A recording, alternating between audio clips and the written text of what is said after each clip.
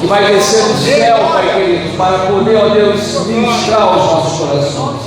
Estamos com fome da Tua palavra. Certamente sairemos daqui saciados, ó Pai, porque a Tua palavra é o nosso alimento. Nós abençoamos o Teu céu agora, Pai, em nome do Senhor Jesus. Amém. Amém. Glória a Deus.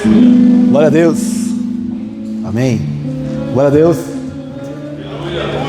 Amém. Paz, seus irmãos. Glória a Deus.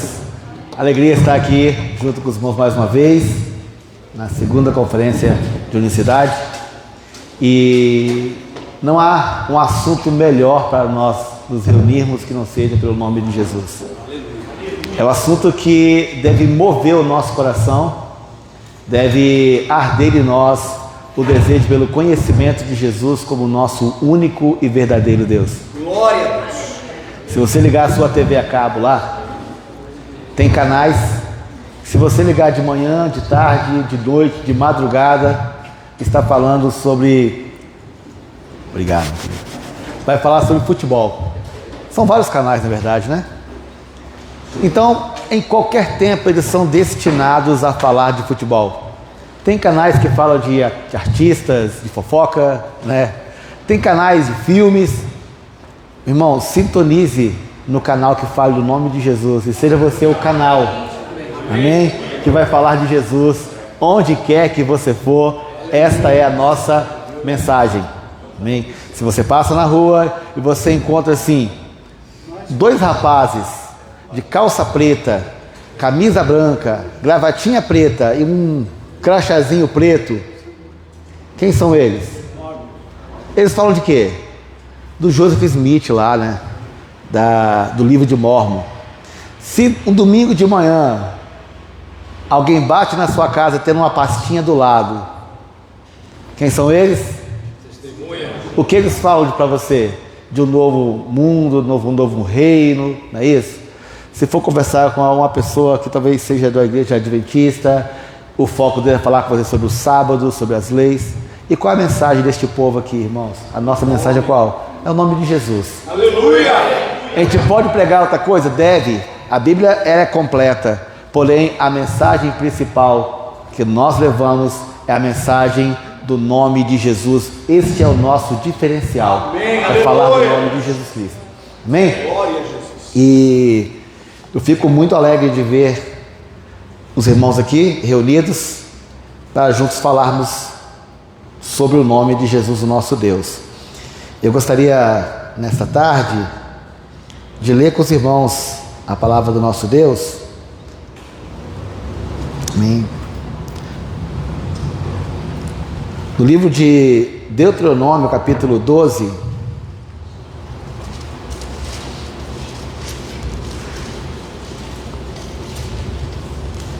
a gente vai usar um pouquinho desse texto, mas eu queria primeiramente ler com os irmãos o versículo 5, Deuteronômio capítulo 12, no versículo 5.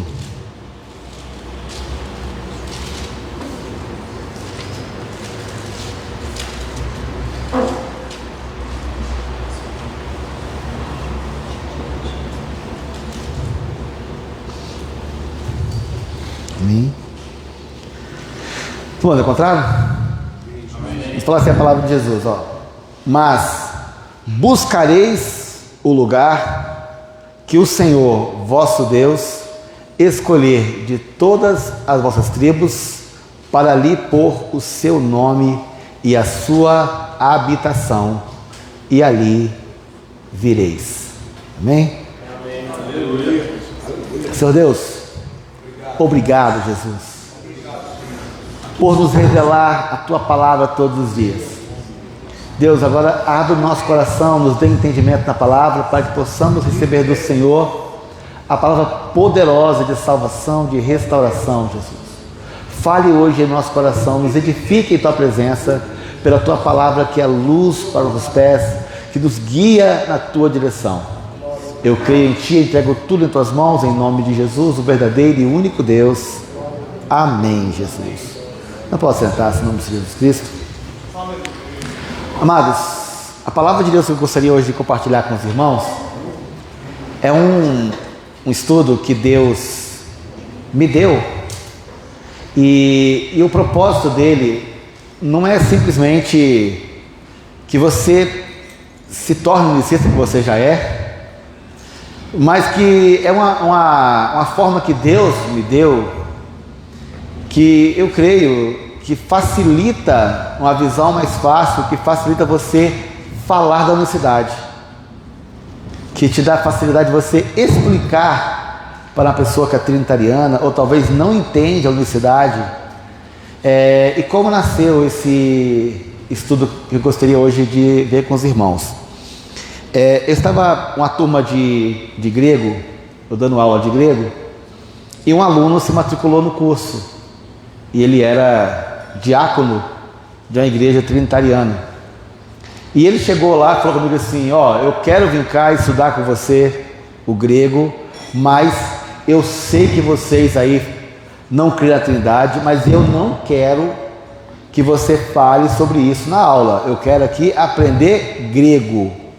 Eu não concordo com a doutrina de vocês, mas eu vim aqui porque eu fui indicado para fazer aula com você, mas só do idioma. Eu não quero saber nada da sua doutrina. Aí eu falei: ok, a aula aqui é grego, não é teologia, é grego. Só, irmãos, que eu sou professor, o texto que vai traduzir, quem escolhe sou eu, né? Então, os textos que eram traduzidos, né, era unicidade, mas aí é Bíblia, né? Traduzir Bíblia.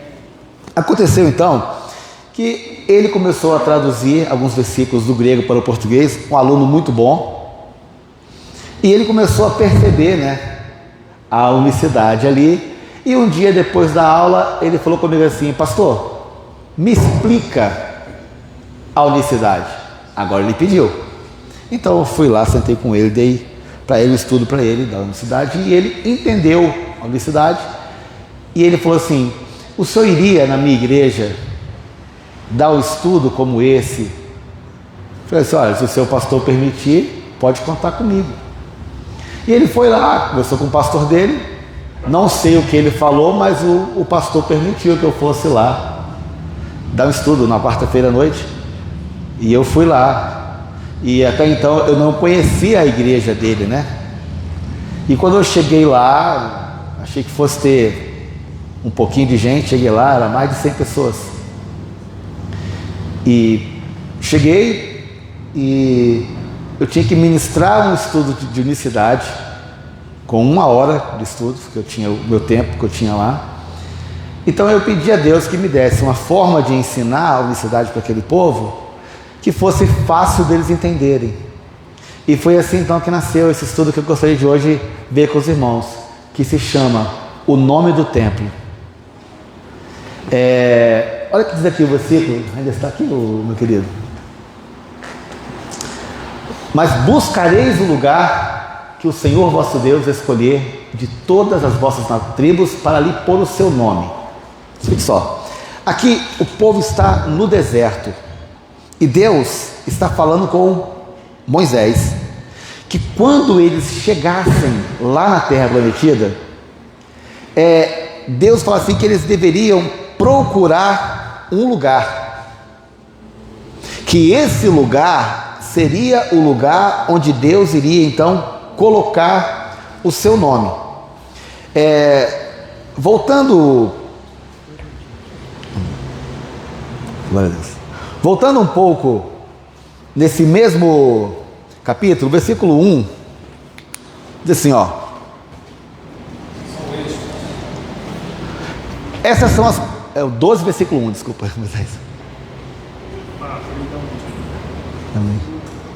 Isto.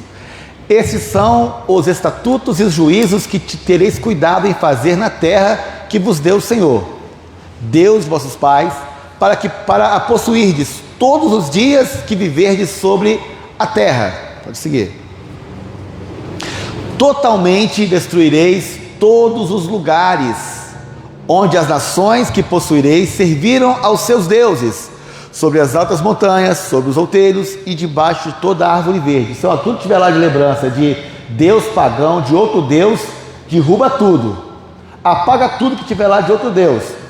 Aí no versículo 3, diz assim, e derribareis os seus altares, e quebrareis as suas estátuas, e os seus bosques queimareis a fogo, e abatereis as imagens esculpidas dos seus deuses, e apagareis o seu nome daquele lugar. Isso é, apague o nome de qualquer outro Deus. Aí versículo 4: assim não fareis para com o Senhor vosso Deus, mas buscareis o lugar. Amados, aqui é uma profecia. Buscarei o lugar. E fala que esse lugar seria o lugar onde Deus iria habitar. Esse lugar, ele deveria ser buscado, procurado. Tinha que buscar esse lugar. E eles deveriam ir para esse lugar.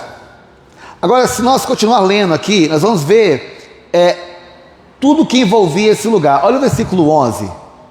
Está falando desse lugar. 12, versículo 11, mesmo capítulo. Então haverá um lugar que escolherá o Senhor vosso Deus para ali fazer habitar o seu nome. Haverá um lugar que Deus vai escolher para habitar o seu nome. Ali, nesse lugar, trareis tudo que vos ordeno: os vossos holocaustos, os vossos sacrifícios, os vossos dízimos e a oferta alçada da vossa mão, e toda a escolha dos vossos votos que votardes ao Senhor. Isto é, tudo de holocausto, sacrifício, dízimo, oferta, tudo é para esse lugar que Deus haveria de escolher para habitar o seu nome. Esse lugar, ele seria também um lugar de comunhão, um lugar de alegria e um lugar de bênção. O versículo 7. Ali comereis perante o Senhor vosso Deus, e vos alegrareis em tudo em que poreis a vossa mão, vós, vossas casas, no que te abençoar o Senhor teu Deus. E ainda o versículo 18 do mesmo capítulo: mas comerás perante o Senhor teu Deus no lugar que escolheu o Senhor teu Deus, tu e teu filho e a tua filha e o teu servo e a tua serva e o levita que está dentro das tuas portas, e perante o Senhor teu Deus te alegrarás em tudo em que puseres a mão. Nesse lugar é um lugar de alegria. Ao chegar nesse lugar, você vai estar com a sua família, com seus amigos, com todos reunidos para se alegrar nesse lugar o qual o Senhor escolheu. No versículo 13 diz assim, guarda-te que não ofereça os teus holocaustos em todo lugar que vires. Tenha cuidado, não vá para qualquer lugar, não ofereça o teu holocausto em qualquer lugar, não entregue o teu dízimo em qualquer lugar, não se alegre em qualquer lugar. Tenha cuidado que você não faça isso de qualquer jeito, em qualquer lugar. Aí o versículo 14: mas no lugar que o Senhor escolher, numa das tuas tribos, ali oferecerás os teus holocaustos, e ali farás tudo o que eu te ordeno. Então não é em qualquer lugar, meu irmão, tá? Não é tudo igual, não. Tem um lugar. Fala assim, guarda-te, não pense que é tudo igual, não pense que é todo lugar. Tem um lugar certo, tem um lugar que Deus escolheu, e esse lugar escolhido é ali que você deve ir. E o versículo 28, ainda no mesmo capítulo, nos fala assim que esse lugar ele é eterno. Guarda-te e ouve todas as palavras que te ordeno, para que bem te suceda a ti e a seus filhos, depois de ti para sempre, quando fizerdes o que for bom e reto aos olhos do Senhor teu Deus. Então esse lugar, eles tinham que vigiar nesse lugar e preservar, porque esse lugar era um lugar que Deus havia determinado. E não havia desculpas para isso. Deuteronômio capítulo 14 agora, versículo 23 e 24. Deus fala assim que não tinha nem desculpas justificativas para ir para outro lugar. Diz assim, e perante o Senhor teu Deus, no lugar que ele escolher para ali fazer habitar o seu nome, comerás os dízimos do teu cereal, do teu mosto, do teu azeite, e os primogênitos das tuas vacas e todas as tuas ovelhas, para que aprendas a temer o Senhor teu Deus todos os dias. É o 24. E quando o caminho te for tão comprido que não possas levar, por estar longe de ti, o lugar em que escolheu o Senhor teu Deus, para ali pôr o seu nome, quando o Senhor teu Deus te houver abençoado, versículo 25, então vende-os, ata o dinheiro na tua mão e vai ao lugar que escolher o Senhor teu Deus. Isto é, olha só, mas eu moro longe, eu não tenho como ir levar. Ele fala, pega tudo que você tem, vende, mas vai. Mas eu vou para outro lugar porque está mais perto da minha casa. Irmãos, escute só. Aquela frasezinha que eu usava muito, procura uma igreja mais perto da sua casa. Esquece isso. Procura uma igreja mais perto da Bíblia. Amém? Procura a igreja mais perto da Bíblia. Mesmo que ele esteja longe da sua casa. Amém? Mesmo que seja longe da sua casa, procure a igreja mais perto da Bíblia, mais perto da palavra de Deus. Então, olha aqui, esse lugar aqui, ele não tinha justificativa, porque é longe, não, tem que ir. E capítulo 16 de Deuteronômio, versículo 1 a 8. Esse texto aqui é bem interessante, que fala outra coisa importantíssima sobre esse lugar. Diz assim, guarde o mês de Abibe e celebre a Páscoa ao Senhor teu Deus, porque no mês de Abibe o Senhor teu Deus te tirou do Egito de noite. Escute só, a Páscoa é ordenança, tem que celebrar a Páscoa. Versículo 2, né?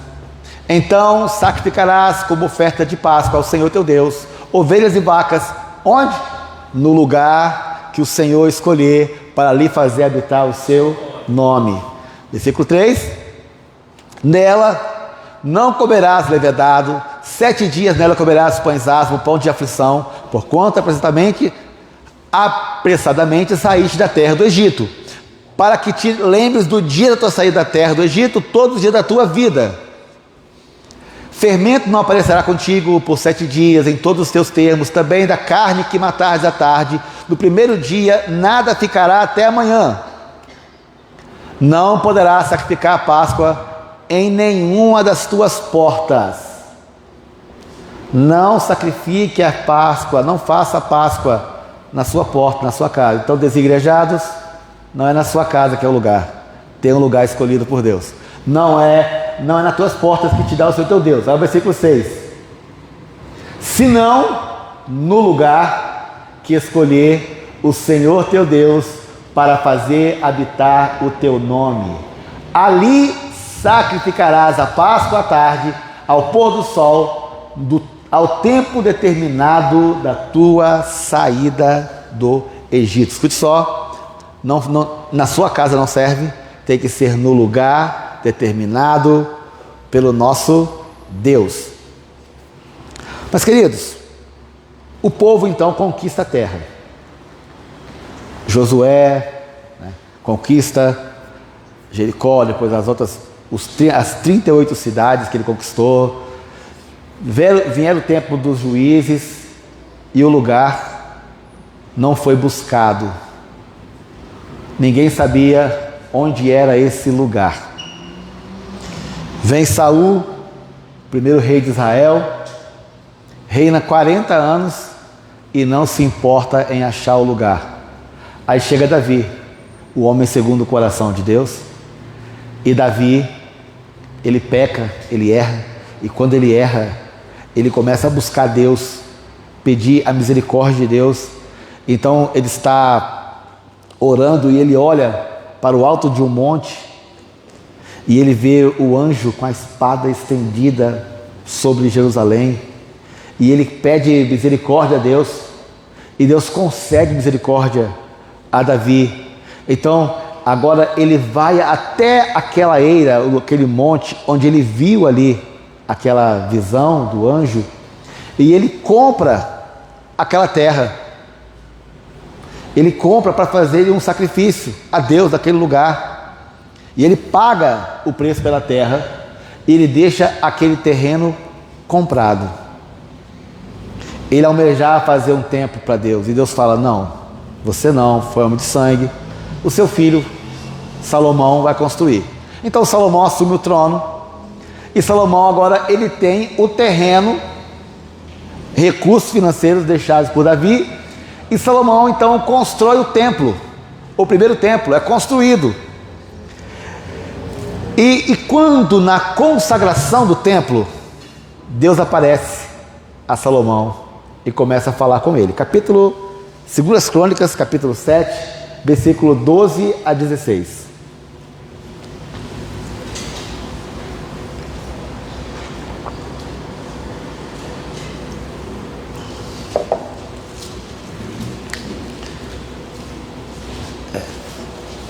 Versículo 12, primeiro. É 7, capítulo 12. Capítulo 7, versículo 12. Amém. E o Senhor apareceu de noite a Salomão e disse-lhe: ouvi tua oração e escolhi para mim esse lugar, para a casa de sacrifício. Lembra que Deus falou? Capítulo 12 de Deuteronômio, capítulo 14, capítulo 16. Aqui eu citei só 3 passagens, mas tem muitas outras em Deuteronômio, em Números, Deus falando desse lugar que seria escolhido. E agora Deus finalmente fala: escolhi para mim esse lugar, para ser casa de sacrifício. É nessa casa aqui, irmãos, tem muitas definições que você pode definir a igreja, não é isso? Um templo, casa de louvor, casa de oração, casa de cura, casa de fé. Mas sabe como Deus chama a sua casa? Casa de sacrifício. Ele é a minha casa. Ó, eu escolhi esse lugar, não é um lugar para você passar tempo. Ele falou: eu escolhi para ser casa de sacrifício. Depois vamos voltar aqui nisso de novo, amém? Versículo 13. Se eu cerrar os céus e não houver chuva, ou se ordenar os gafanhotos que consumam a terra, ou se enviar a peste entre o meu povo. Aí versículo 14, esse nós conhecemos muito. E se o meu povo, que se chama pelo meu nome, não é um povo qualquer, é o povo de Deus. Mas não é só ser povo de Deus, tem que se chamar pelo nome dele. Se o meu povo, que se chama pelo meu nome, se humilhar, orar e buscar a minha face, e se converter dos seus maus caminhos, então eu ouvirei dos céus, perdoarei os seus pecados e sararei a sua terra. É o 15. Agora estão abertos os meus olhos e atentos os meus ouvidos à oração deste lugar. Ele falou: ó, os meus olhos estão olhando para cá, os meus ouvidos estão ouvindo as orações que saem daqui. 16. Porque agora escolhi e santifiquei esta casa, para que o meu nome esteja nela perpetuamente. E nela, nessa casa, nesse templo, estão fixos os meus olhos e o meu coração todos os dias. O que é perpetuamente? Sempre. Então ele fala assim: que o meu nome esteja nela perpetuamente. Meu irmão, Deus, o que ele promete, ele cumpre. Eu não creio num Deus que fala uma coisa e faz outra. E ele falou assim: ó, o meu nome está aqui, está nessa casa perpetuamente. Acontece que no ano de 586 antes de Cristo, Nabucodonosor invade Jerusalém e ele chega nessa casa e destrói essa casa inteira. O povo é levado para o cativeiro babilônico, fica lá 70 anos. Depois de 70 anos retornam, e Zorobabel, Esdras, Zorobabel, Neemias nos muros. O templo é de novo reconstruído. Não tinha a glória ou esplendor do templo de Salomão, mas o templo foi reconstruído. Depois ele foi ampliado e reformado nos tempos de Herodes, até ficou chamado como Templo de Herodes.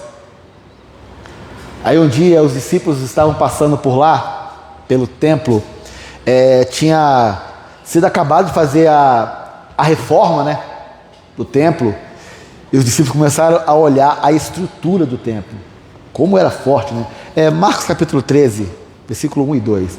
Olhar ali para o templo, as colunas, né, os fundamentos, e achando, nossa, que coisa boa, olha só, Jesus, vem cá ver a estrutura. E saindo ele do templo, disse-lhe um de seus discípulos: mestre, olha que pedras e que edifícios. Versículo 2. Respondeu Jesus e disse-lhes: vê estes grandes edifícios? Não ficará pedra sobre pedra que não seja derribado. Amados, isso se cumpriu literalmente, porque o templo era feito de pedras, mas ele foi revestido de ouro. Tito, 70 anos depois de Cristo, que então general, depois se tornou imperador, ele entra e ele coloca fogo no templo. Quando você coloca fogo no ouro, o que acontece com o ouro? Derrete. As pedras, está aqui, se colocou o ouro ele se fundiu e entrava então nas fendas das pedras. E para retirar o ouro, não ficou pedra em cima de pedra, que tinha que tirar todas as pedras, remover todas as pedras para poder arrancar o ouro. Então se cumpriu exatamente o que Cristo falou. Mas Deus é incoerente? Não. Mas ele não disse: o meu nome está neste lugar perpetuamente, o lugar escolhido, o meu nome está aí? Então onde está o nome de Deus? Se ele fala: o meu nome está no templo. Então você quer saber o nome de Deus? O nome que está no templo, este é o nome de Deus. Se eu descobrir o nome que está no templo, eu vou descobrir então o nome de Deus. Então eu só tenho que ir ao templo. Eu tenho que ir nesse lugar. E quando eu chego lá hoje, lá tem uma mesquita muçulmana, porque o templo, depois destruído, foi colocado lá no lugar do templo uma mesquita a Alá, chamado Domo da Rocha. Acabou-se o templo. Aquele templo acabou-se. Então eu preciso olhar na palavra e entender onde eu vou encontrar o nome de Deus. Se ele falou: o meu nome está perpetuamente no templo, eu escolho um lugar para ali fazer habitar o meu nome. Evangelho de João, capítulo 2, versículo 19.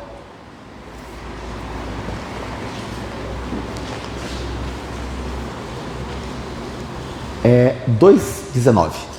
Aí foi 21,9. Isso aí. Jesus respondeu e disse-lhes: derribai este templo, e em 3 dias o levantarei.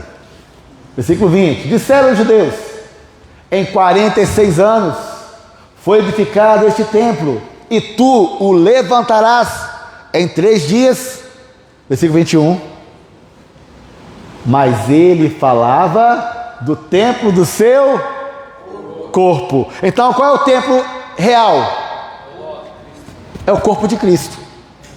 Então o corpo de Cristo é o templo. Ali está o templo real, é o corpo de Cristo. Agora vamos voltar lá para Crônicas capítulo 7. E Deus fala assim: eu escolhi, o meu nome vai estar perpetuamente no templo. Então aquele corpo, fala assim, o corpo era o templo. Então se eu descobrir o nome que está no templo, eu descubro o nome de Deus. E qual é o templo? É o corpo de Jesus. Aí quando nasceu o corpo, qual o nome que foi colocado no templo? Jesus. Então qual é o nome de Deus? Jesus. Meu amado, que coisa linda você ver aquela turma de irmãos gritando Jesus. Saber que Jesus é o nome que está no templo, é o nome revelado para nós. E quando eu conheço esse nome e entender que esse nome é o nome revelado para nós, aí se você voltar, eu não vou citar aqui todos os textos que nós já citamos, mas você voltar e relembrar o que nós já falamos aqui hoje e entender isso de uma forma revelada do nome de Jesus Cristo, é o lugar onde habita o nome de Deus, capítulo 12, versículo 5 de Deuteronômio. É um lugar que você tem que buscar, ainda no versículo 5. É um lugar que você tem que ir. É um lugar de você fazer a sua entrega dos seus holocaustos, dos seus dízimos, é em Jesus, é tudo sobre Ele. É um lugar de comunhão, é Jesus. Um lugar de alegria, é Jesus. Um lugar de bênção, é Jesus. Um lugar único e exclusivo, é Jesus. Um lugar eterno, é Jesus. É tudo sobre Ele, é tudo nele. Aleluia. Então quando você olha para Jesus, tudo que você pensar sobre sacrifício, oração, louvor, dízimo, oferta, tudo que você pensar é sobre Ele. E lembrando, capítulo 14, 23 e 24, não tem desculpas. É Ele, meu irmão. Mas eu moro longe, mas busque o nome que está no templo. É esse nome que tem que ser buscado por nós. E lembrando que Deuteronômio 16, nós lemos também aqui, fala que é o lugar da Páscoa. O que aconteceu na Páscoa, meu irmão? A Páscoa, para nós, foi a morte de Jesus Cristo, o sacrifício. É por isso que ele fala, a minha casa é chamada casa de sacrifício, porque aquele corpo foi a casa de sacrifício. Aquele corpo foi foi sacrificado por nós. Então quando eu estou olhando para Cristo, é o lugar do sacrifício, é o lugar do perdão, da redenção. Através do corpo de Cristo, através do sangue de Jesus, nós temos a remissão, o perdão dos nossos pecados. Então, ao olhar para Jesus, eu estou vendo ali a morada, o templo do nosso único e verdadeiro Deus. E o nome que está naquele templo é o nome do único Deus, o nome de Jesus. Aleluia. Mas sabe o que é importante? Números capítulo 9, versículo 13, falando sobre Páscoa. Números 9, no verso 13, nos fala da importância que a Páscoa tinha, meu irmão. Diz assim, porém, quando o homem for limpo e não estiver de caminho e deixar de celebrar a Páscoa, tal alma do seu povo será extirpada. Isto é, a Páscoa não era opcional. A Páscoa não era assim, se eu quiser eu celebro. Não, a Páscoa ela era obrigatória, era necessário celebrar a Páscoa. Independente de qualquer coisa, era preciso celebrar a Páscoa. E onde é o lugar de celebrar a Páscoa? No lugar onde Deus fez habitar o seu nome. Então eu só posso celebrar a Páscoa no lugar onde Deus escolheu para ali fazer habitar o seu nome. E o que é a Páscoa? É o sacrifício de Cristo por nós. Então eu não tenho outro que possa me dar salvação a não ser Jesus. Se você voltar à origem da Páscoa, estava lá o povo de Israel, escravo no Egito. Deus manda matar um cordeiro. E esse cordeiro, ele tinha que ser comido por inteiro. Não podia sobrar nada dele. Se a família fosse pequena, juntava duas, de forma que não sobrasse nada. Tinha que comer o cordeiro, né? Os pés com as mãos, a cabeça e a frissura. Tudo. As irmãos que for vegano aí, passa mal, tem que comer tudo. Mas eu não gosto da buchada, tem que comer a buchada do cordeiro. Mas eu não gosto do pulmão, tem que comer tudo. Não podia sobrar nada, tinha que comer o cordeiro inteirinho. E pegar o sangue do cordeiro e passar nas portas. Irmão, você está disposto a comer o cordeiro por inteiro? Quem é o cordeiro? O nosso cordeiro? Jesus. Você tem que comer as mãos do cordeiro. Fazer o que ele fez. Os pés do cordeiro. Você tem que andar como ele andou. Tem que comer a cabeça do cordeiro, ter a mente de Cristo. Tem que comer as entranhas do cordeiro, de sorte que haja em vós o mesmo sentimento que houve também em Cristo Jesus. Eu não posso escolher a partezinha do cordeiro, eu só quero a picanha do cordeiro. Não, meu irmão, é o cordeiro por inteiro. Eu tenho que ter Jesus por inteiro. Eu não posso ter um pouquinho de Jesus, não. Eu tenho que ter Ele por inteiro, completamente. E o sangue dele, nos umbrais da porta. Aí, à meia-noite, o anjo da morte passou. Sangue do cordeiro, o anjo ia direto. Sangue do cordeiro. Opa, sem sangue do cordeiro. Anjo, mas a pessoa que era pessoa gente boa. O homem era honesto, trabalhador, cuidava bem da família. Religioso, mas não tinha sangue do cordeiro, meu irmão. Não tinha sangue do cordeiro. Então não tinha sangue do cordeiro, então vela ruim para, como que é, pastor Kleber? Gastar vela com o defunto ruim, né? Então não adianta, se estava sem sangue do cordeiro, meu irmão, caixão e vela preta, entrou lá, já era. Então isso foi a Páscoa. Isso era a Páscoa. Então eles foram salvos pela marca do sangue nos umbrais da porta. E dentro da porta, eles comiam o cordeiro por inteiro. Escute só, irmãos. Se você tem o sangue de Jesus nas suas portas, é a proteção que o anjo da morte não pode chegar, não pode entrar até você. E dentro dessa porta, você está se alimentando do cordeiro. O sangue dele te protege. Mas lá lá dentro, você está se alimentando do cordeiro. Você come o cordeiro por inteiro. Jesus, ele veio até nós para ser esse cordeiro da Páscoa. Então, se há um lugar, como nós já vemos aqui no capítulo 16, que fala assim, que é preciso ser nesse lugar, é em Cristo. É em Cristo que nós celebramos a nossa Páscoa. E como fala número 6, aqui fala assim que é obrigatório isso. Mas olha o que Paulo fala na primeira carta de Paulo aos Coríntios, capítulo 5, versículo 7.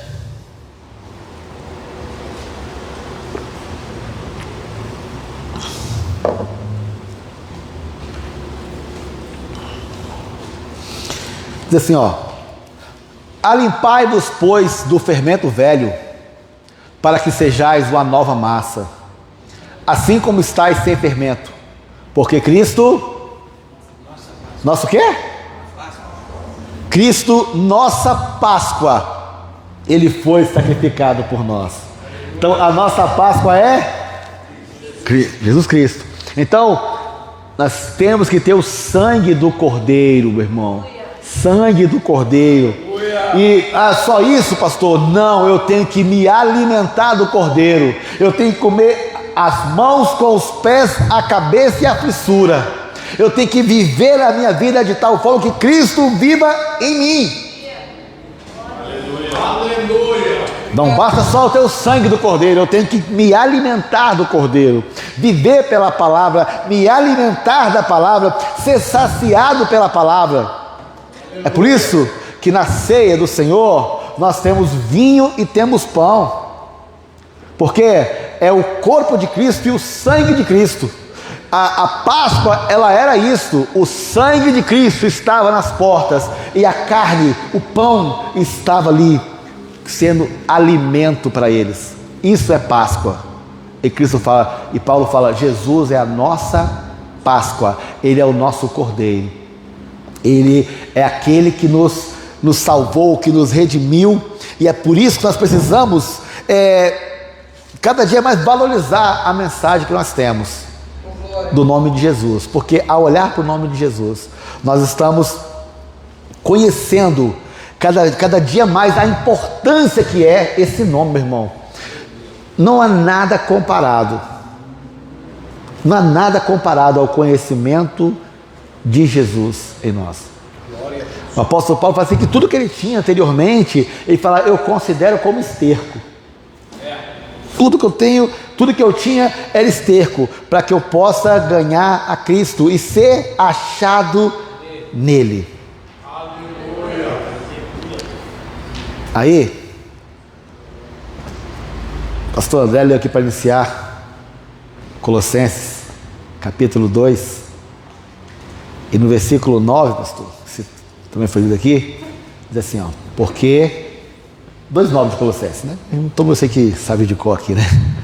Porque nele habita, vamos por parte aqui, o que é habitar? Morar. Vamos colocar assim, irmão Edmilson, você está ficando onde aqui, irmão Edmilson? Na casa do pastor Kleber. Você mora lá? Não, ele é visitante. Ele está visitando a casa do pastor Kleber e tem data para ir embora. Então, morar, visitar é uma coisa, morar é outra. O que é habitar? Aí você mora, é fixado ali, é perpétuo, não é isso? E lembra lá da profecia, era Deus escolheu um lugar para fazer habitar o seu nome, não era temporário. Perpetuamente, eternamente. Então, ó, nele habita, nele mora. Mas como? Aí qual é a próxima palavra que fala aí? Corporalmente. Nele mora. Corporalmente, isso é no corpo. Por que no corpo? Lembra lá de João 2, versículo 21? Ele falava do templo que era o seu corpo. Então o seu corpo é o templo. Então nele habita corporalmente. Isso é, aquele corpo era o templo. Era o templo onde habitava. O que? Toda a plenitude. Meu irmão, olha só. Aqui, se for olhar para o português, né, se chamar de pleonasmo. O que é pleonasmo? Subir para cima, descer para baixo, né? Surpresa inesperada, são pleonasmos. É quando você repete a expressão, a mesma coisa 2 vezes ali. Então, quando fala toda, já seria, podemos assim, ó, nele habita toda a divindade, já seria forte.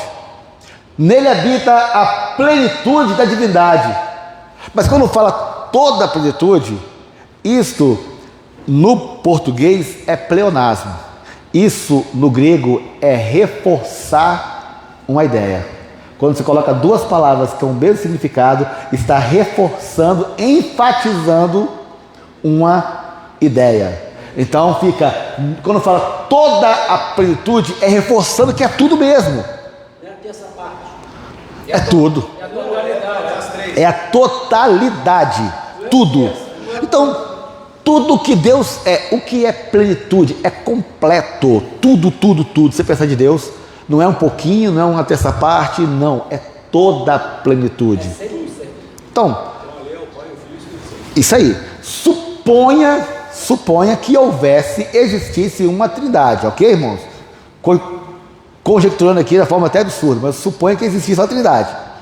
Se houvesse uma trindade e Deus fosse 3 pessoas, as 3 pessoas habitaria corporalmente em Cristo. Verdade, Jesus. Tudo. Deus bendito eternamente.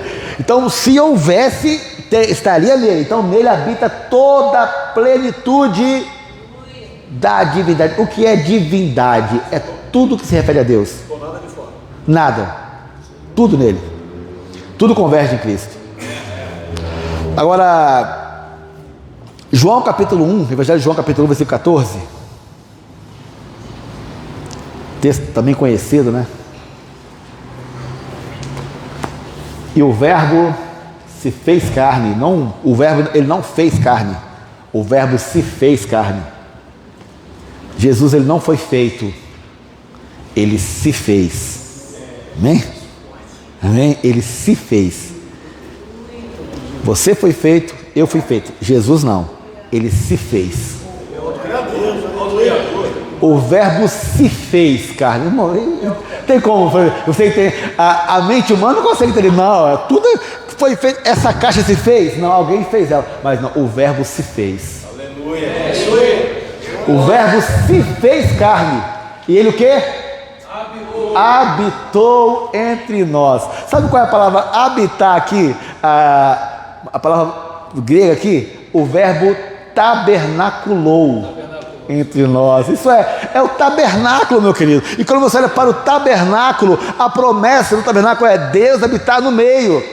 Então o verbo tabernaculou, ali era o tabernáculo, ali era o templo revelado, tabernaculou entre nós, e vimos a sua glória. Moisés viu a glória?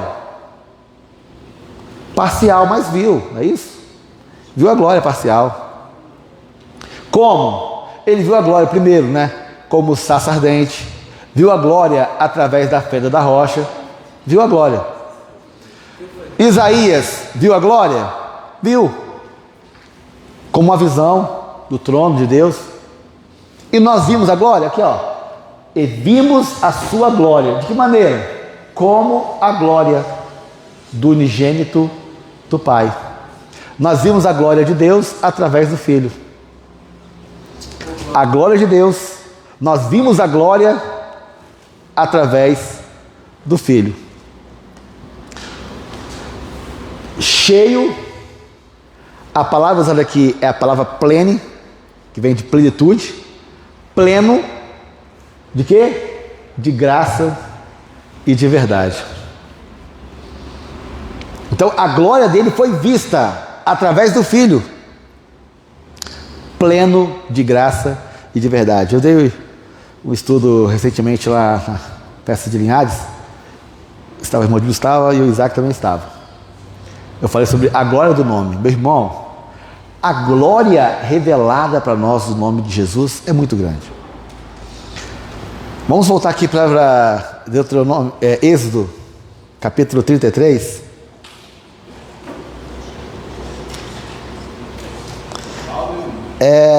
Moisés, falando com Deus, versículo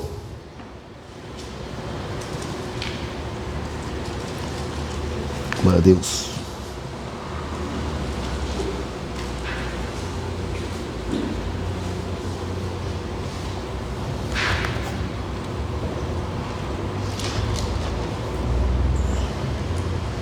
Versículo 18. Êxodo 33, versículo 18. Então ele disse: rogo-te que me mostres a tua glória. Perguntar para os irmãos aqui: o que Moisés queria ver? De acordo com o texto, queria ver o quê? A glória. Ele queria ver a glória. Olha o que Deus responde no versículo 19.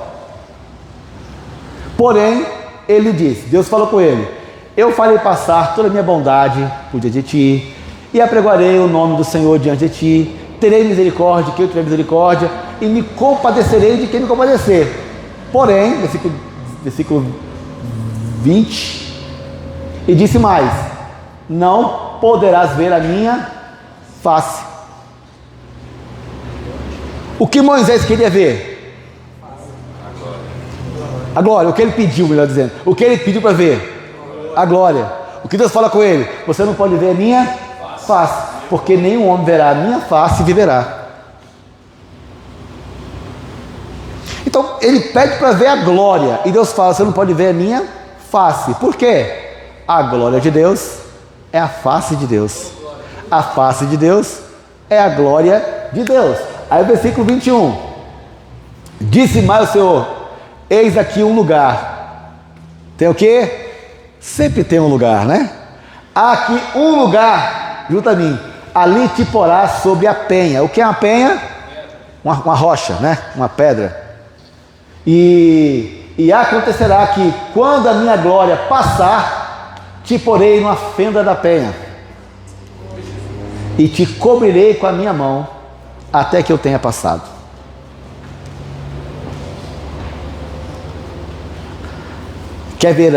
Você quer ver Deus?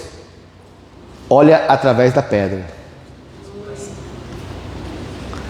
Você consegue ver Deus através da pedra. Não tem como ver Deus se não for através da pedra. E quem é a pedra? Jesus Cristo, edificado sobre o fundamento dos apóstolos e profetas, em que Jesus Cristo é a principal pedra, de esquina. Ele é a nossa pedra, Ele é a nossa rocha. Mas o nosso Deus, meu irmão, Ele não é limitado por tempo e espaço.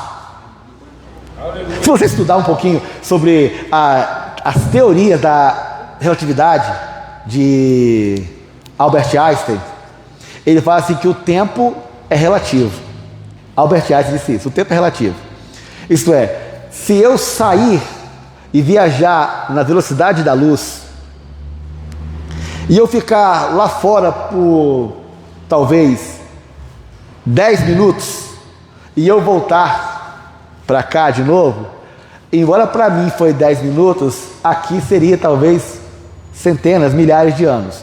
A teoria da relatividade de Albert Einstein, que a ciência diz ser real, né? Não pode ser comprovado, porque o homem não consegue viajar nessa velocidade, mas a teoria da relatividade, com todos os cálculos de Albert Einstein, diz que é assim. Mas lembra quando Miriam e Arão se rebelam contra Moisés e chegam lá e querem, né, falar dele pelo fato da mulher cuxita? Aí Deus vem repreender Miriam e Arão e fala assim: ó, quando eu quero falar com alguém eu chamo um profeta, mas com o meu servo Moisés não, com ele eu falo face a face. Mas como assim, Deus? De que maneira Deus fala face a face com Moisés? Deus fala com o morto, irmãos? Deus fala com quem já morreu? Não, meu irmão, Deus é Deus dos vivos. Moisés morreu, não é isso? Mas quando chega lá no Monte da Transfiguração, está Pedro, Tiago e João orando. Eles dormem. Quando acorda, eles olham. Moisés e Elias estavam conversando com Jesus, face a face. Deus chama coisas que não são como se já fosse. Deus não é limitado por presente, passado e futuro. Ele fala de coisas do futuro como se já tivesse acontecido. Se ele fala com Moisés aqui, ó, ninguém pode ver a minha face, e ele mesmo fala: Moisés, eu falo com ele face a face, assim como o homem fala com o outro. Eu falo com Moisés da mesma forma que um homem fala com o seu companheiro, ele diz. Então, como agora? Porque Deus falou isso? É porque Deus, na sua eternidade, Ele via lá no cume do monte Tabor, Ele conversando com Moisés, face a face, falando com Moisés. Então Deus, Ele não é limitado por tempo. Põe-te na frente da rocha, Moisés, através da rocha você vai me ver. Então Deus não é limitado por tempo. Vem cá, Tiago, você está mais jovem. Cheguei, Tiago.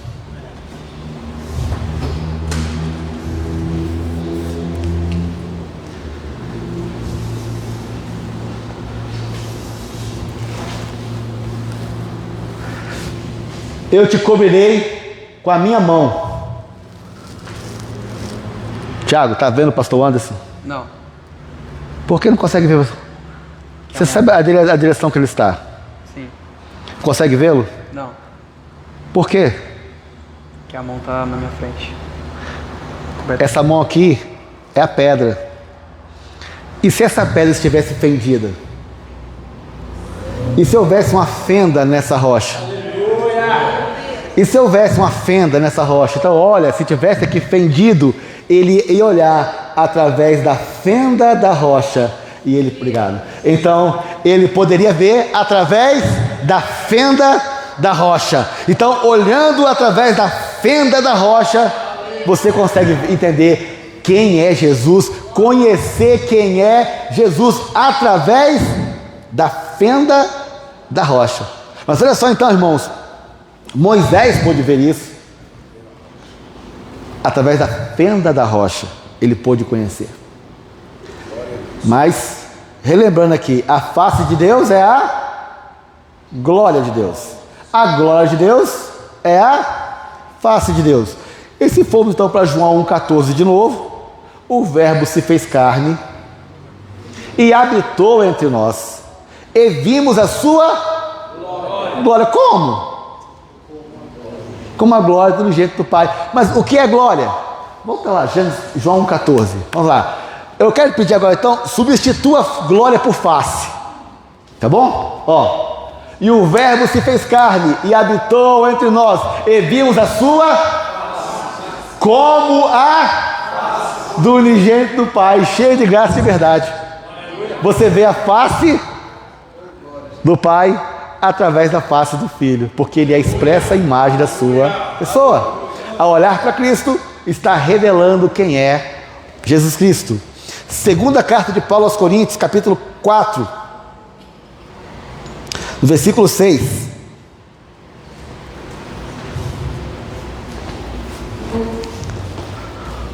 Porque Deus, vírgula.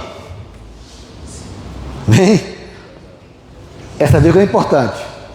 Porque Deus, Paulo fala, há muitos que chamam por muitos deuses, como há muitos deuses e muitos senhores por aí. Não, porque Deus, pode ser que Deus é esse? É Dagon? É Baal? Aí ele fala assim, vírgula, que Deus é esse? Que disse que das trevas resplandecesse a luz. Deixa eu te perguntar, qual foi o Deus que quando tudo era trevas, disse, haja luz? É desse Deus que Paulo está falando. Porque Deus, vírgula, ele vai falar qual é esse Deus. É o Deus que disse, das trevas brilha a luz. Pense comigo aqui. Gênesis 1 é bem interessante para nós entendermos. É claro que toda a Bíblia é a palavra de Deus, nós cremos nisso. Mas qual foi a primeira palavra mencionada por Deus na Bíblia? De Deus falando. Alguém falou aí? Você falou a primeira frase. Haja. A primeira palavra que Deus falou foi haja. Na classificação de palavras, haja está em qual classe de palavras? É um substantivo, um adjetivo? O que é haja? É o quê? Verbo. No princípio era o verbo. O verbo estava com Deus. E o verbo era Deus. E o verbo se fez carne. O haja se fez carne. O haja se fez carne. A primeira palavra usada por Deus foi um verbo. E esse verbo se fez carne. E agora aqui, ó. É esse Deus que disse haja luz. É Ele mesmo, não foi outro não. É esse Deus quem resplandeceu. O que é resplandecer? Por exemplo, eu tenho aqui esta luz. A luz, ela emite. Se eu coloco um espelho aqui embaixo, a luz ela vai refletir a luz. Então é esse Deus que refletiu, Ele resplandeceu em nossos corações. Para quê? Para iluminação do conhecimento da glória de Deus na face de Jesus Cristo.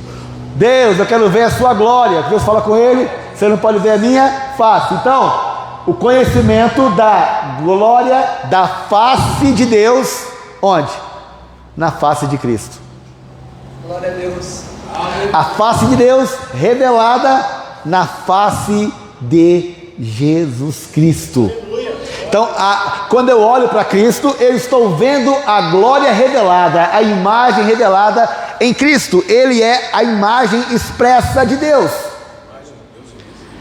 Nele habita toda a plenitude, não é um pouquinho, não é como diz o mineiro, um cadinho, não é tudo. É tudo que Deus é. Tudo que Deus tem habita em Cristo. É por isso que Deus já falou lá em Deuteronômio que você tem que buscar Ele, tem que ir até Ele, você tem que se alegrar nele, ter comunhão com Ele, trazer os seus holocaustos para Ele, tudo que você fizer que seja para Ele. Então esse é o centro da nossa mensagem, é entendermos a importância que é a revelação deste nome. Porque nesse mesmo capítulo 4,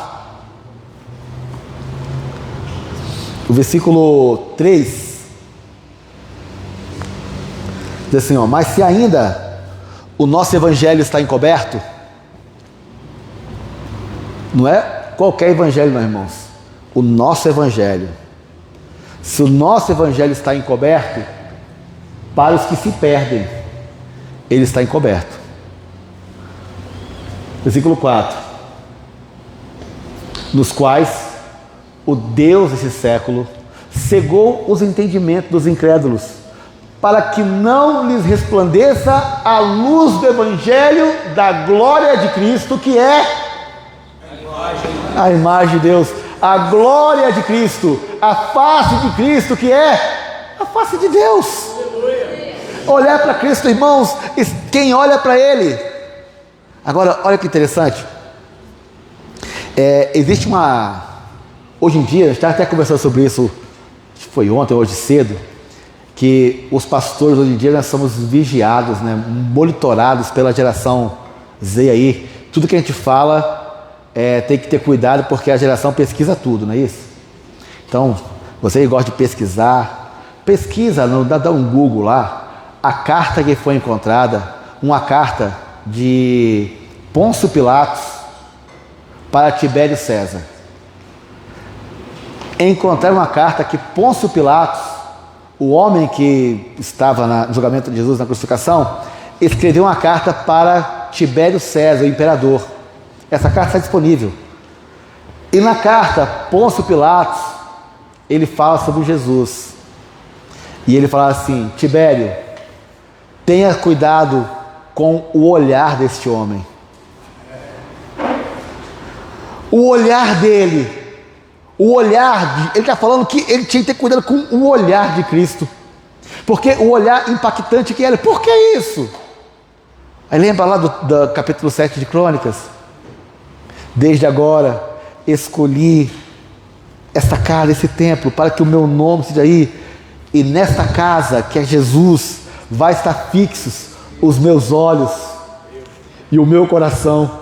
Meu irmão, Deus tem coração? Deus é espírito. Para que serve o coração? Bombear sangue. Deus, como espírito, quando ele fala lá em Crônicas, Deus não tinha coração, meu irmão. É espírito. Mas ele fala: eu vou colocar nessa casa, nesse corpo, o templo é o corpo, nesse corpo eu coloco os meus ouvidos, nesse corpo eu coloco os meus olhos, nesse corpo eu coloco o meu coração. Aleluia. O coração batia, e o sangue circulava, E que sangue é esse? Atos 20, 28. Tenha cuidado de vós mesmo e da igreja, o qual o Espírito Santo vos constituiu bispo, para apacentartes a igreja de Deus. Que ele comprou, com o seu próprio sangue, bombeado pelo seu próprio coração, fixado na casa, no templo, que é o seu corpo. Aleluia! Ao olhar para Jesus, irmão, é a expressa imagem. Capítulo 1, versículo 15 de Colossenses, ele é a imagem do Deus invisível. Aleluia! Meu irmão, como assim? Invisível não tem imagem. O invisível não tem imagem. Você tira uma foto dos irmãos aqui, meu querido. Entre nós aqui tem milhares de partículas de ar, mas não sai na foto, porque o ar é invisível. Mas como pode o invisível se tornar visível? Como pode isso? É porque Deus se fez homem. Deus é Espírito, o Espírito se fez carne. Eu tenho até que horas, pastor?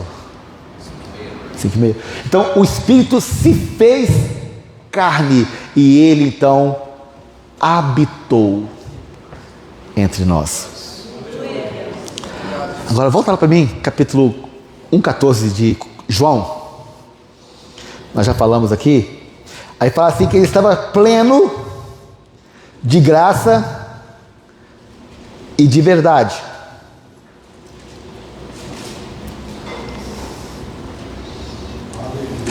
Santo é o teu nome, Jesus. Amém. Opa. Cheio de graça e de verdade. Capítulo, agora versículo 15. João testificou dele e clamou dizendo: este era aquele de quem eu dizia que vem depois de mim e é antes de mim.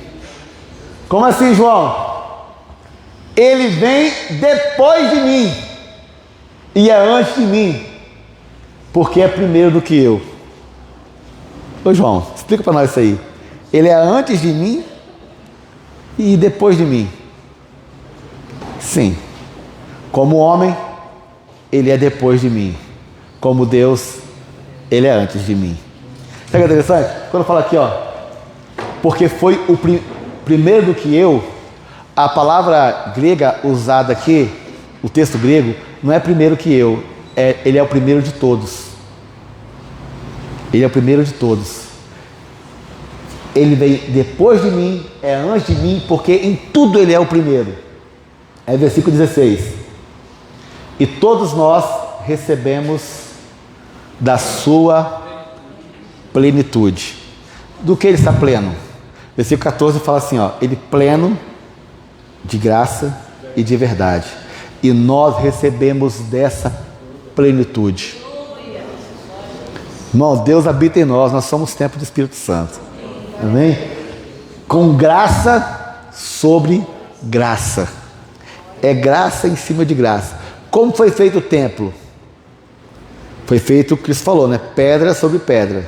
O templo é pedra sobre pedra.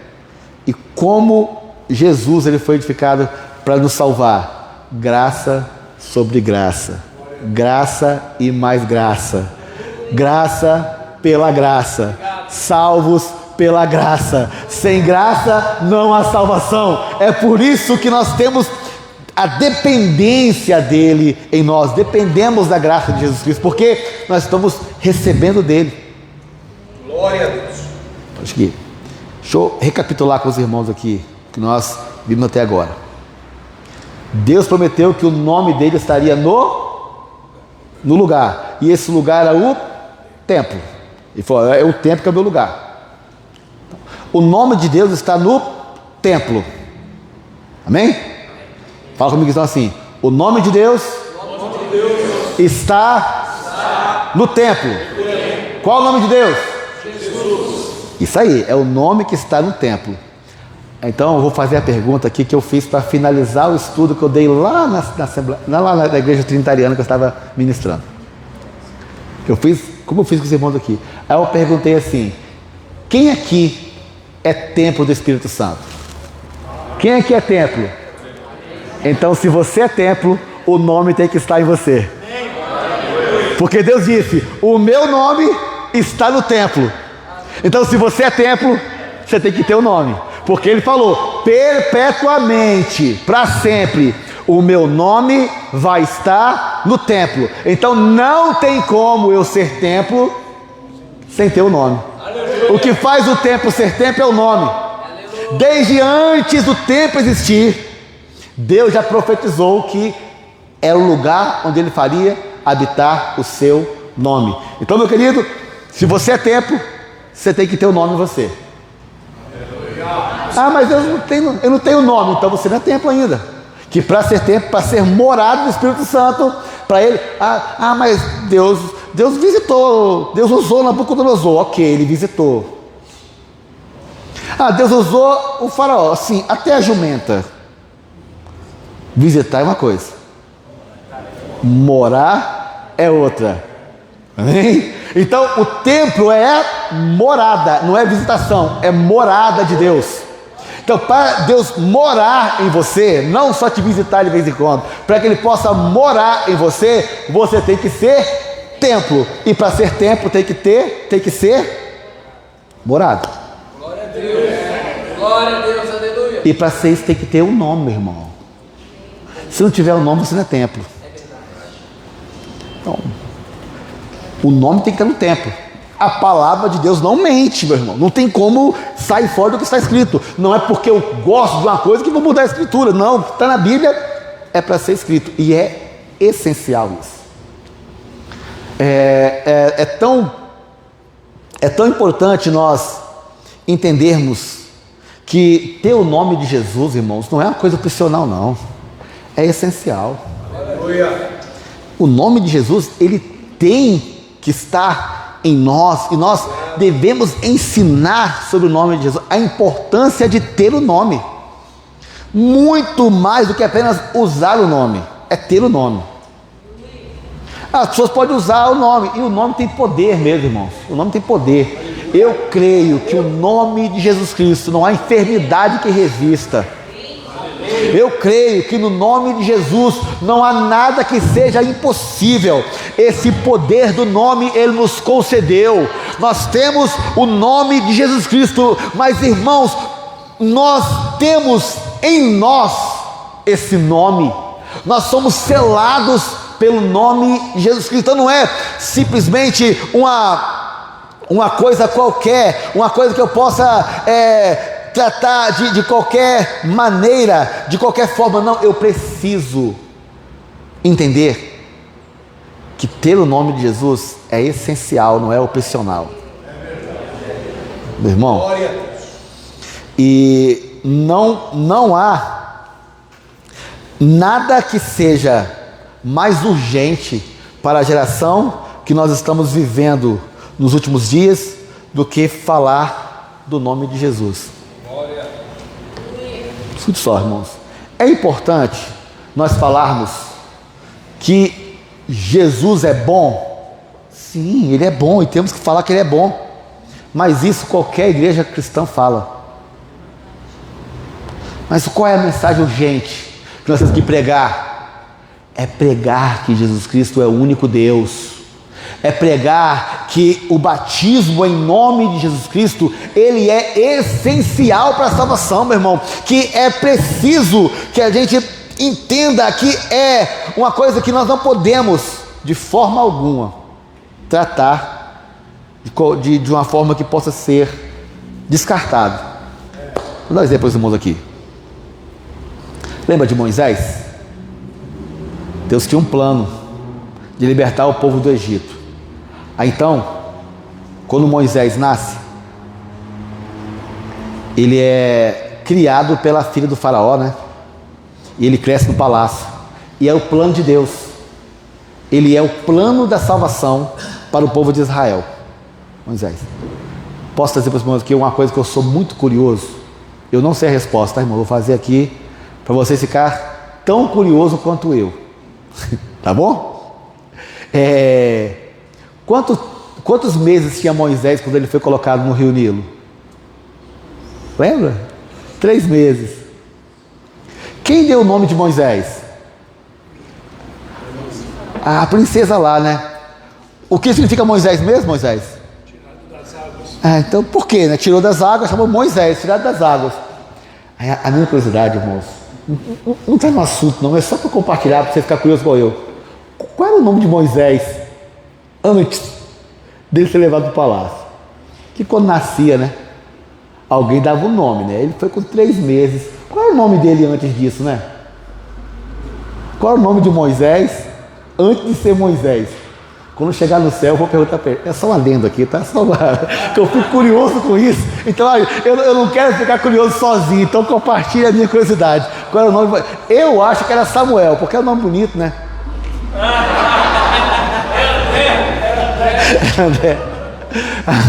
Então, olha só. Aí Deus faz um plano.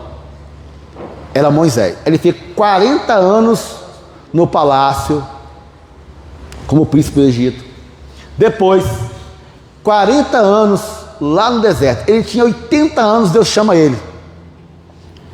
Moisés, vai para o Egito, libertar o meu povo. Beleza, aí Moisés vai. Moisés está obedecendo a Deus, sim ou não? Sim. Ele foi chamado por Deus? Sim. Ele ouviu a voz de Deus? Sim. Ele viu milagres? Ele viu sinais? Glória a Deus, está indo para o Egito. Aí ele entra numa estrebaria. O texto é forte, mas escute só. Êxodo capítulo 4.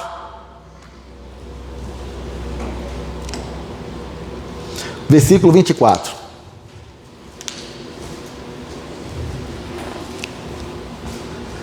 E aconteceu no caminho para o Egito. Ele não estava igual o Jonas, não, irmãos. Indo no caminho errado. Ele estava no caminho do Egito. E aconteceu no caminho, numa estalagem, que o Senhor o encontrou e o quis matar. Eita Deus! Deus quer matar Moisés. Ia atrasar 80 anos a libertação. Deus tratou com aquele homem por 80 anos, treinando ele, provando ele, e agora está começando a maior missão: tirar um povo do Egito, da maior potência bélica mundial do seu tempo. E Deus encontra Moisés e quer matar Moisés. Mas por que Deus quer matar Moisés? Ele não falou com Moisés, Moisés não ouviu, viu o milagre, viu os sinais. Aí o versículo 25, por quê? Então Zípora tomou uma pedra aguda e circuncidou o prepúcio de seu filho, e lançou seus pés e disse: certamente me és um esposo sanguinário. Versículo 26. E desviou-se dele. Então ela disse: esposo sanguinário, por causa da circuncisão. É o seguinte, Moisés teve um filho lá em Midian, chamado Gerson, e Moisés não circuncidou seu filho. Então, quando ele está indo para o Egito, Deus encontra com ele e Deus quer matar Moisés. Aí Moisés está lá, quase morrendo. Moisés, por que você está morrendo? É porque você deixou de crer em Deus? Não. Está morrendo porque deixou de obedecer a Deus? Não. Por que está morrendo, Moisés? É por causa da circuncisão. Mas é um detalhe de tudo. Só por causa disso? Sim. Aí Zípora corre lá, ela pega uma pedra afiada e ela vai lá e faz a circuncisão. Como se fosse hoje a operação de fimose, né? Ela faz a circuncisão. E quando ela faz isso, está curado Moisés. Continua o seu trabalho. Deus não poupou Moisés. Mas Deus é Moisés. Sim, Moisés ia morrer por causa da circuncisão. Agora vamos, capítulo 2, 9 de Colossenses, de novo. Já falamos aqui, já começamos nesse texto na abertura. Vamos continuar nele agora. Porque nele habita corporalmente toda a plenitude da divindade. Só que o texto não para aqui. Diz assim, versículo 10. E estáis perfeito nele, que é a cabeça de todo principado e potestade. Versículo 11. No qual também estás circuncidados. Com a circuncisão não feita por Zípora, por mão do despojo do corpo, da carne. 2 pontos. A circuncisão de Cristo. Qual é a circuncisão de Cristo? Versículo 12. Sepultados com ele no batismo, nele também ressuscitastes. Essa é a nossa circuncisão, é ser batizado em nome de Jesus Cristo. É assim que nós somos hoje circuncidados. E se Deus não poupou Moisés, Ele não vai poupar você, não vai poupar a mim. Moisés não foi exceção para Deus. Não pense que você será, não pense que eu serei. Não, meu irmão, tem que ser, está na Bíblia, é essencial, tem que ser sepultado com ele no batismo, nele também ressuscitaste pela fé no poder de Deus que o ressuscitou dos mortos. Meu irmão, é essencial, é preciso, é necessário, Tiago, é necessário. É preciso nós entendermos que a mensagem que nós temos, ela é urgente. É verdade, é verdade. Eu não acredito que na região aqui, das cidades vizinhas, tenha só isso aqui de unicista batizado no nome de Jesus. Eu não creio que seja só isso. Mas é porque às vezes a mensagem, ela é deixada como uma coisa qualquer, irmão. Isso aqui era para estar lotado de gente, porque é a mensagem urgente. Mensagem essencial, que deve ser o nosso pão de cada dia, é falar do nome de Jesus Cristo, é anunciar o nome de Jesus. Pastor, vão pregar a salvação. Pois é, isso mesmo. Não tem mensagem apostólica de salvação que não mencione o nome de Jesus. Atos 2,38, qual foi a mensagem de Pedro? O nome de Jesus. Filipe em Samaria, Atos 8, 12 e 16, ele falava de quê? Do nome de Jesus. Invocar o nome do batismo. Invocar o nome do batismo. Tem que ser, irmãos. Atos 17, Paulo para o quê? O nome de Jesus. Meu irmão, não tem mensagem mais urgente para ser pregada. A mensagem do nome de Jesus. A gente não pode tratar a mensagem desse nome como uma coisa qualquer. Não, você tem uma revelação tão grande. Você tem uma coisa tão importante na sua vida, que é ter o nome de Jesus. Essencial, meu irmão. Paulo não andou com Jesus, mas teve a revelação do nome. Amém. A revelação que ele teve. Teve a revelação. Então, todos os apóstolos ali, ele fala assim, ele não teve que nos apóstolos, mas é uma revelação que foi lhe dada. Teve uma revelação. Então, irmãos, nós temos que, não importa a placa da sua igreja que eu seja lá, mas meu irmão, o importante é que você pregue a Bíblia por inteira, que você se atenha ali e como o cordeiro por inteiro. Diz, não, eu vou viver a palavra, meu irmão. É tempo de nós colocarmos como prioridade em nossas vidas viver na palavra. Saber que Ele é tudo em nós. Aleluia. Não há salvação sem Jesus. Canta bonito, prega bonito, mas sem Jesus, irmãos, não tem salvação. É importante nós atentarmos para isso, porque Cristo, ele compara, né? Ainda no capítulo de Colossenses, capítulo 2 ainda, olha que coisa interessante, capítulo 2, versículo 3 agora, o 3.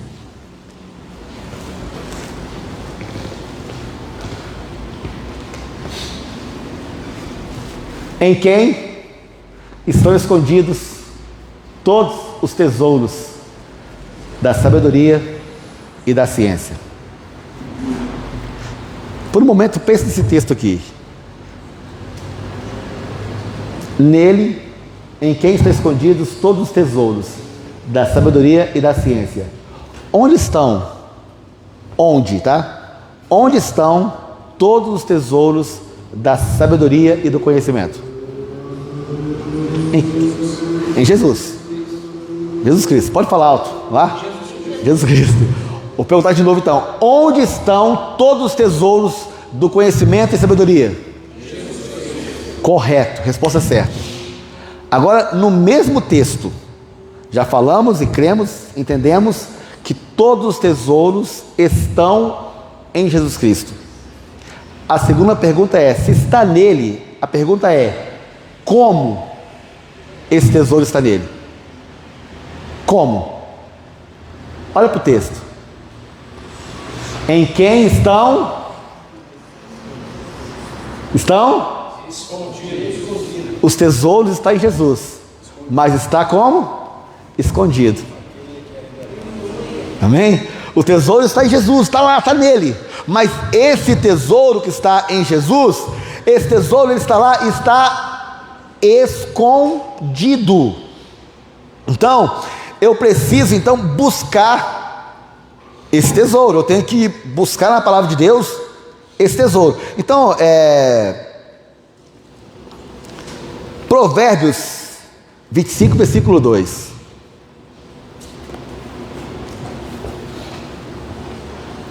A glória de Deus é encobrir o negócio.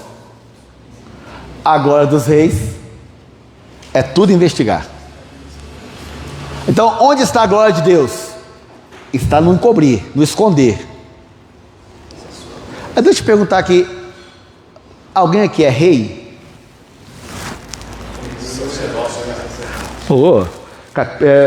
Capítulo 5, 6, já viu o Apocalipse, né?